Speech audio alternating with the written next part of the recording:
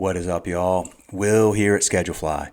Today's episode is with Rachel Titcomb, who is starting her own first restaurant, Petula's in South Boston. And I mean, we're right up against opening days here. And she took the time to do this episode. Now, she's been in the business for a little while, and we talk about her story, but this is her first place of her own. And I mean, how exciting is that? Isn't it awesome to just hear somebody getting ready to open their doors for the first time, and for her to take time out of her day to do this? Like, that's just super cool of her to do that. I didn't realize she was so close to opening. I don't think I would have asked her if so, but she never mentioned it, and until we got on here, and I can't thank her enough for doing this, and it's just exciting. I love what she's doing. This place sounds like it's going to be awesome.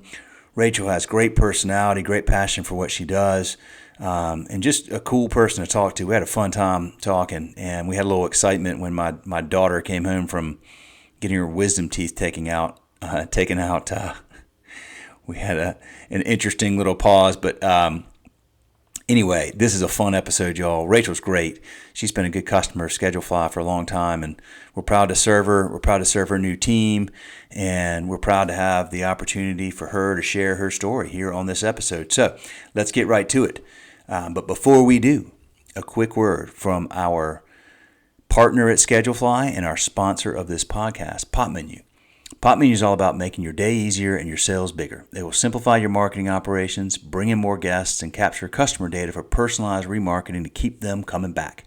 With one super simple to use platform that integrates with most point of sales like Toast and Square and a number of others, Pop Menu starts with a beautifully designed, easy to update interactive menu that transforms the guest experience online.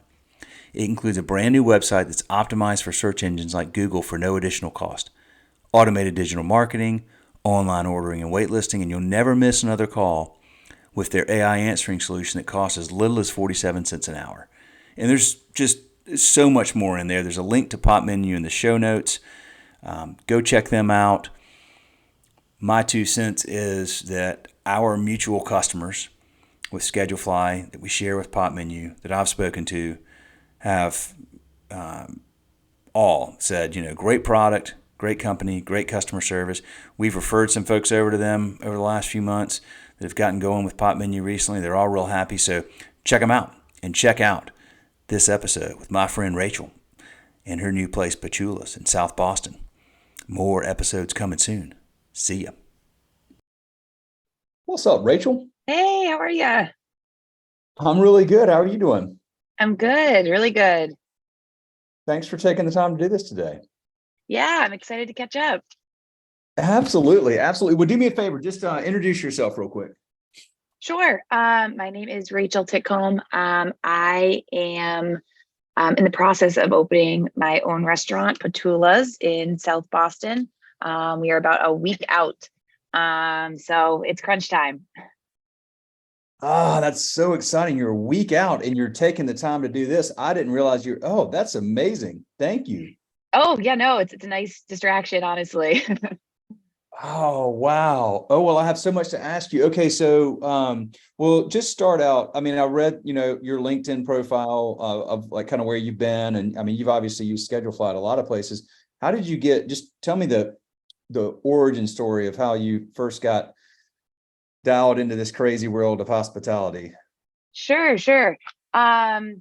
Yeah, so hospitality is just it's always been in my life. I started off the dishwasher at age 13, and then throughout college and post-college, I was always serving or bartending and just loved it, loved the energy and being around people, loved the nightlife. And then I had a 9 to 5, and I was serving on the side, and Mike Shaw, who's now my partner at this new restaurant, suggested I try out managing, and I was like, oh, you know what, I'll give it a try. And one thing led to another, and him and I opened up a couple of restaurants together, which was a really good time. And we started at we were at Lincoln, then Loco, and Fat Baby, all in South Boston. And then during COVID, I went over and was the GM of Nautilus, which is a Nantucket restaurant that was opening a location in Boston. And then this past year, I've been working really hard at getting this new restaurant, Petula's, up and open back in South Boston, where I've lived the past 10 years. Oh man, that is so cool. So how long have you been planning this place? I have had my eye on this location for 4 or 5 years. It was a restaurant before, and it's a really cute single story brick building. That I've just been like, I want that space. And I know, honestly, I had a feeling I just knew it. And so I kind of put the word in with the previous owner if they're ever looking to sell. And this past maybe it's been like 2 years ago now, I think she reached out. And that process takes a while, but we closed on the business in December and then started redesigning in January. Got it. Okay. Well, Yep. tell me about that process. So 2 years, so you reached out and you said, hey, if you're ever interested, so she gets in touch with you and says, hey, I might be interested in selling the business. Yeah, yeah. It was pretty simple to offer. She just had a price and said, this is what we're looking to get for the business, and which includes the liquor license. And then obviously a lot of lawyers and back and forth and all that stuff, a lot of paperwork.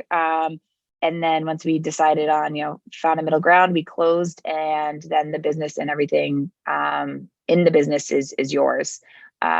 So we were reconcepting. So it was a lot of getting rid of things and, designing things our way with our new concept.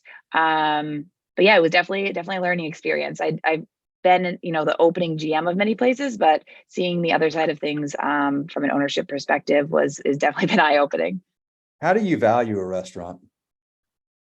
It's a great question. I like, what would you Yeah, price wise, like when you look at it?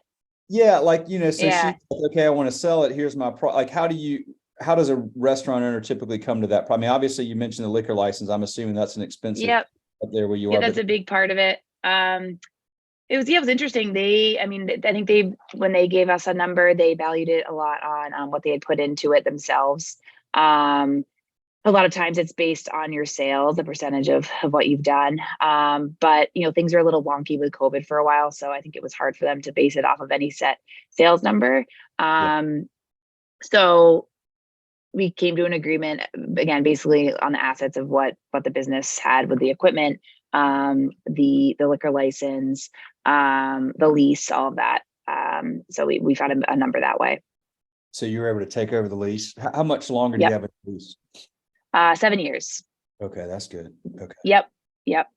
Did you how many partners do you have doing this with you? So it's just me and Mike Shaw, who is the owner of Loco and Fat Baby, who I was the GM with for a long time. So we have a great working relationship. We've been in this neighborhood working together for almost 10 years now. That's awesome. Yeah. Did you all fund it yourselves or did you have investors? Yeah, we did. We funded ourselves and with a loan from the bank. Okay, good, good. Yep. Like a SBA loan? Yep. Yep. Okay. Man, well, tell me about it. This is your vision coming to reality. So what is Yeah. Petula's going to be all about? So Petula's is our goal is to eventually get it open all day. We're starting with dinner. Southie is I don't know, do you know Southie well at all? I South, don't. I yeah, don't. I know it like I've watched like The Town and stuff. Like, oh yeah, of course. A little bit different than how it's portrayed in those movies, but it's a lot of Schedule Fly accounts with South Boston restaurants though. yep, I need to Um, go there. yeah, you should check it out one of these days. It's a really fun young neighborhood. Over these past, 5-10 years, it's just boomed with a lot of post grads, a lot of the young working professionals with income they're definitely willing to spend on going out to eat and having a good time. So it's a really fun, vibrant neighborhood to be a part of. And Petula's the vision behind that was to give the neighborhood a space that they can use all day. It's bright, it's airy, it's going to be packed with flowers.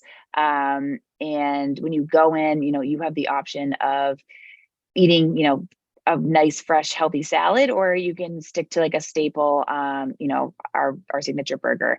So it's kind of a wide option of healthy things, but also those craveable staples that people want. But the space itself, it definitely feels kind of like our take on like a European cafe. It has like an old world feel, checkered marble floors, a marble bar. Um, it's turning out to be a pretty space, and I think people will feel good when they hang out there. Oh, that's so exciting. So what has to happen in the next week?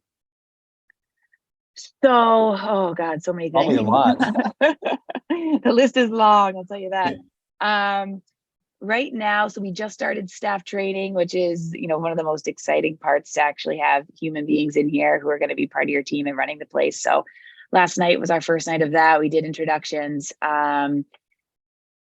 Tonight and tomorrow we have 2 more training sessions, getting the team familiar with the beverage program, the wine program, and then the following night will be all food. So there's a lot to cover. You never get it all out in training, but we'll do that the next couple nights, and then have a break for the team, and then we're finishing up the space next Monday, or that hopefully next week we'll have a couple soft openings of friends and family.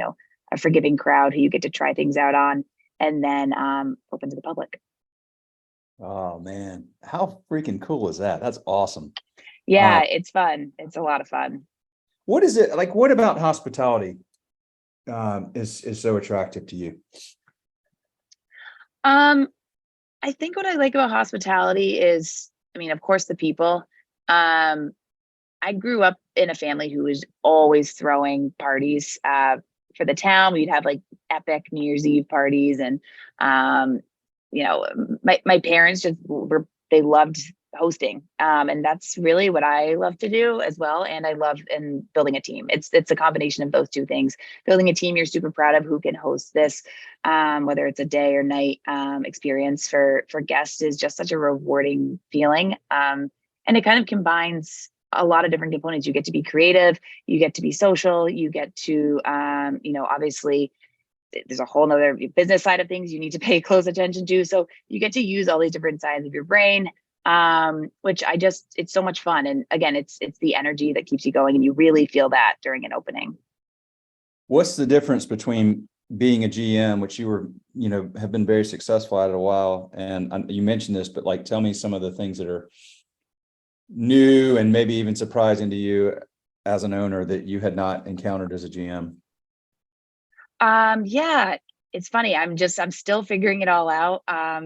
What the biggest thing is, you get to make the final decision, which is, it's great. It's empowering, obviously with my partner, Mike, but, it's it can be a little scary, but it's fun. You're like, wow, this is really up to me to figure this out, and to make the call on these things, and to kind of give yourself, some grace of like, okay, I might mess things up, but I'm figuring it out. And I feel very lucky for my experience, having worked with different owners, kind of see how they used to is like. I lost you there for a second. Hold on, let's see. That's okay. I Can just you hear me? Yeah, now we're good. I don't know what happened there. Oh, You might have or one of us has a bad signal. Maybe me. let me see. I think can you hear me now? Is it? You're good. You sound great. Okay. It was probably a momentary thing. I don't know. We had like some weird thing. I work out of my house, but we had some weird stuff happening yesterday. So it's could be on my end. Well, so tell me about the people that you're hiring, Rachel. I mean, it's been really challenging the last few years. Totally. To hire good people, although it clearly must have softened up a little bit, because honestly, I mean, about a year ago, I kind of just slowed down on doing the podcast, because I mean, all anybody was thinking about was how do I get people to come work? I mean, it was just crazy. Yep. People were understaffed and short-staffed, and it was all about like, if I can get anybody here, like how in the world do we keep them? And people were raising pay and offering more and all this kind of stuff. So where are we now? I mean, and that varies, and I ask you that because it varies around the country. And I haven't really talked to anybody in Boston, South Boston anytime recently. So I'm curious what's going on in your world. Yeah. I feel very lucky that I'm in the neighborhood I'm in, just because there's so many, young people who want to work. what we're also seeing during the open interview process was really interesting. There was a lot of people who had 9 to 5 jobs that have gone remote, and they're just kind of dying for that social interaction, which I hadn't seen that before. So a ton of people who are looking to get back out there, who I think have been isolated one way or another during this whole past couple years, and just how the nature of their job has changed. They're really looking to get out there and have a job that's social and they get to interact with people. And a majority of them live in the neighborhood, which is really, really beneficial. Coming from Nautilus, which was in the Seaport, very close to Southie, but definitely a different neighborhood. It was more of a struggle to find people who are willing to make that commute there, just because they didn't live right around the corner. So it's been different. Again, things are definitely looking better. I think front of house is much easier right now than back of house. Back of house, again, it's still a struggle to find people who didn't decide to, leave the industry for one reason or another. But throughout this whole process, compared to the other 3 or 4 openings I've done, things are definitely looking better in Boston for sure, in Southeast specifically. So I think the industry is in a good place and it's getting better. But comparing it to the past couple of years, things are definitely on the up. Good, good, good, good. Talk about what do you think about, this topic that seems to come up a lot these days, which is more attention, and I think this is a good thing, but more attention being placed on mental health in the hospitality industry. That's something that was, for a long time was not really a part of it. Was always just kind of work hard, play hard, Totally. and there, like a lot of substance abuse issues and a lot of negative consequences from that. And that conversation is becoming, I think it's becoming more nationally, mental health is becoming something we're more aware of, but particularly in hospitality, I think it's an important thing because it's a grind, isn't it? I mean, it's a really hard business. And you need to find that balance, and you need to find ways to take care of yourself and your mental health. And do you have those kinds of conversations more with staff these days? Are people more dialed into that part of their life? Yeah, I think it's really great that mental health is being talked about much more than it used to be over the past even 5 years. It's definitely something that management ownership really thinks about. And I think taking care of your people is obviously number one, no matter what. You can't run your business without people who are healthy and capable of working and in a good headspace. So, we, with the pandemic too, a lot of things shifted with kind of expectations, I think, of that grind. I think a lot of people had a wake up call, which is why some people left the industry of, I don't want to work 60, 70 hours a week. And, this isn't worth it. And with that, I think businesses adjusted, which is good. I think that's something that a positive that came out of that whole experience. And we're constantly checking in with the staff. They have sick time. They have all of these things that anyone in any position should have. And I think there's been a huge shift over that in the past couple of years. Good, good, good, good. I've been really curious about something.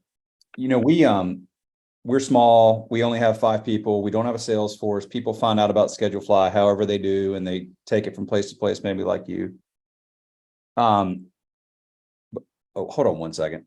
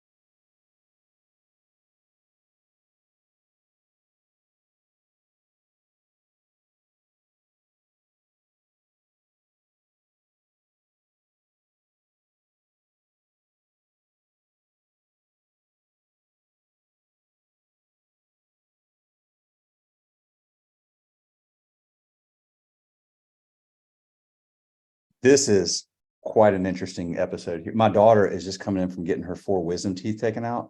Oh God. She is loopy and, oh my gosh, talking gibber. I was wondering what in the world was going on. Hold on one second. Yeah, of course. Is she okay? Okay, I'm on a podcast.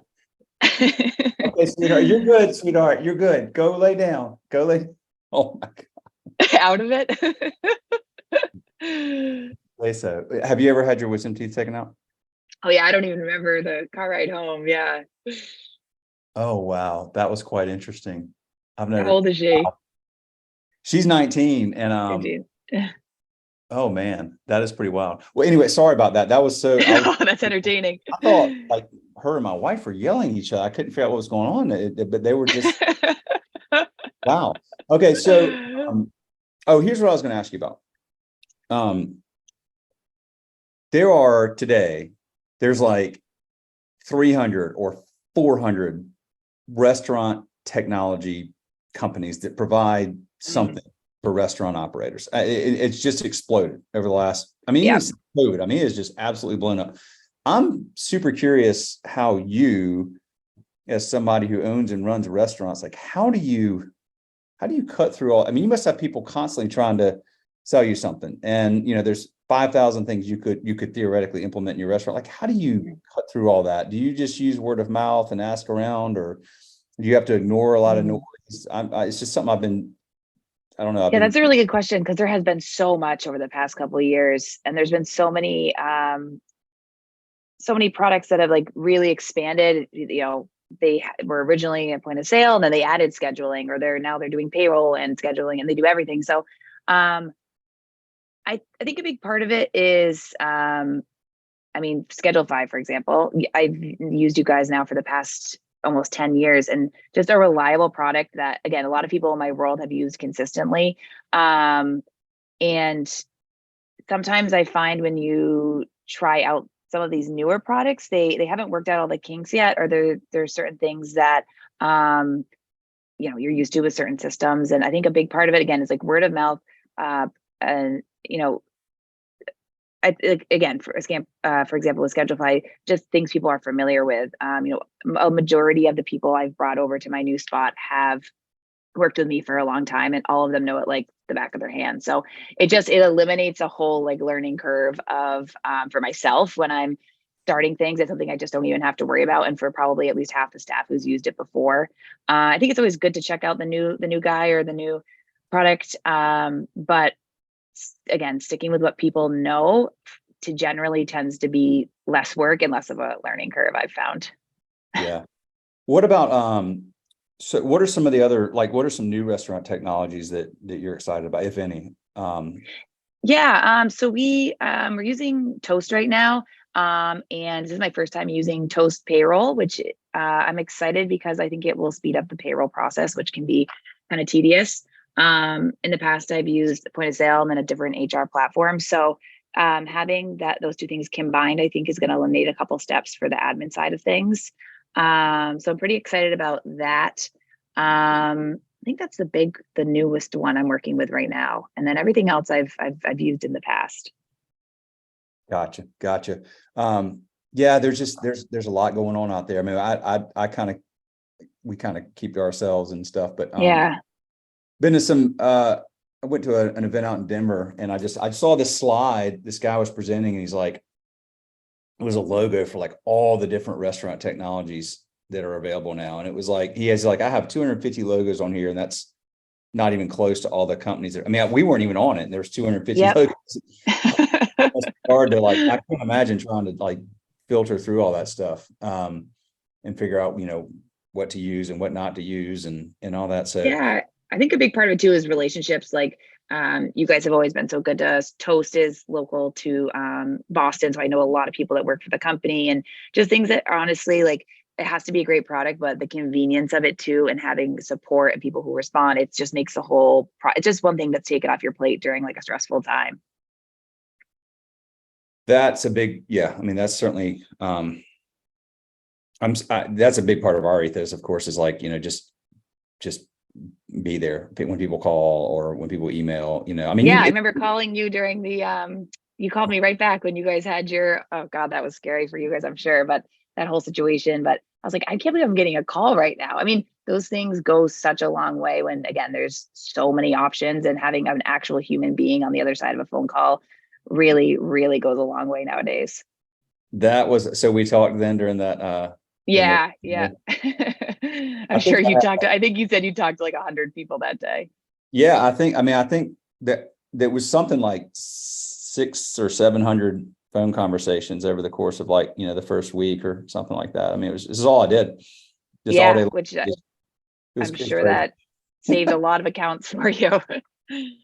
Yeah, I think it did. I mean, I just feel like it's weird to me when companies have something and they're like, they go dark and they don't respond. And like Totally. I couldn't even say, that's why I had people call. I couldn't even say the things I wanted to say on the video because they're like, oh, well, the ransomware people are watching. And if you say this is going to be done in a week, then they're going to delay it. So you can't say that. So Right. I was like, well, just call me and I'll tell you. But I feel like I wanted so desperately to, I mean, that's a part of what y'all do. And I feel like if you serve the hospitality industry, if any other industry that you serve, you ought to provide hospitality to them. And a big part of that is being present and communicating and, listening when they have questions and trying to just let people know what's going on and, just develop relationships with them. So, anyway, Yeah, I yeah, thought you guys handled that really well. that was, we had no idea what we were doing. I hope we never have I'm to. sure. Well, gosh, this is amazing. A week away. I got to get up there. I really need to, Yeah, you should come check out Boston. It's beautiful in the summer. And there's a lot going on, especially in Southie. It's a really fun neighborhood. We could spend a couple of days here and check out all the spots. is Fenway near y'all? It's not far. No, it's you could hop on the T or grab an Uber. It's probably 15 minutes. It's not far at all. Yeah, catch a game. Yeah, I went there once years ago and it's, like I'm kind of a baseball fan and I've been to a lot of the famous parks. Yep. Fenway is my favorite. Is it really? It's a Yeah, special because place. it's just so unique and I love that they've not said, okay, well now we got to go build one of these new modern, like they've kept it, the atmosphere around it's there's nothing like the atmosphere around Fenway. Like it's just right there and there's like restaurants and bars all on every, corner and every street that surrounds it. There's people walk. It's just a cool experience. So you Yeah, taught it me really to is. come back up, come to a Red Sox game, come hang out with y'all. And Yeah, you really should. You really should. My partner Mike just opened a restaurant right next to Fenway, and he said the whole experience being in that neighborhood has been really, really uh, unique. that's awesome. Very Yeah. cool. Cool. Well, listen, I appreciate you very much and appreciate your business. Appreciate you taking the time to do this. Wish y'all all the luck in the world. I can't wait to hear about the opening. I know you got a lot going on. I'm sure there's some anxiety in there, but breathe Oh yeah, of deep, course. have fun, and you guys will do great. I will commit. I'm going to commit. I'll get up there this summer at some point. So we'll get that. Great. I would love that. Well, thank you so much for chatting and for an awesome, reliable product. The crew loves it. And good luck with your daughter. Yeah, I'm going to go see what's I hope she's okay. appreciate it. All right. Take care. All right, bye. Bye bye.